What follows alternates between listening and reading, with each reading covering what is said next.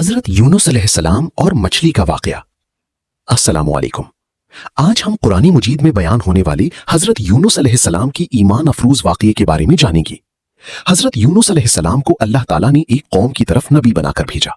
आपने उन्हें एक अल्लाह की इबादत की दावत दी, लेकिन वो मुसलसल इनकार करती रही। एक वक्त ऐसा आया कि हजरत यूनुस अलैहिस्सलाम अल्लाह ताला की इजाजत से पहले ही अपनी बस्ती छोड़कर रवाना हो गए। आप एक कश्ती में सवार हुए, मगर समंदर में शदीद तूफान आ गया। कश्ती का बोझ कम करने के लिए कुरा डाला गया और अल्लाह ताला की मशीयत से हजरत यूनुस अलैहिस्सलाम का नाम निकला। चुनाचे वो समंदर में चले गए, जहां एक बड़ी मछली ने अल्लाह ताला के हुक्म से उन्हें निगल लिया।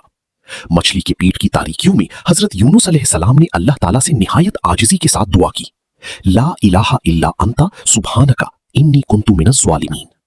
अल्लाह ताला ने उनकी दुआ कबूल फरमाई, मछली को हुक्म दिया और उसने हजरत यूनुस अलैहिस्सलाम को बेहिफाजत साहिल पर पहुंचा दिया। फिर अल्लाह ताला ने उन्हें दोबारा अपनी कौम की तरफ भेजा और इस बार उनकी कौम ईमान ले आई। इस वाक़े से हमें यह सबक मिलता है कि मुश्किल से मुश्किल वक्त में भी अल्लाह ताला से उम्मीद नहीं छोड़नी चाहिए। सच्चे दिल से तौबा और दुआ करने वाला अल्लाह के बहुत करीब हो जाता है। वक्त चलता रहेगा।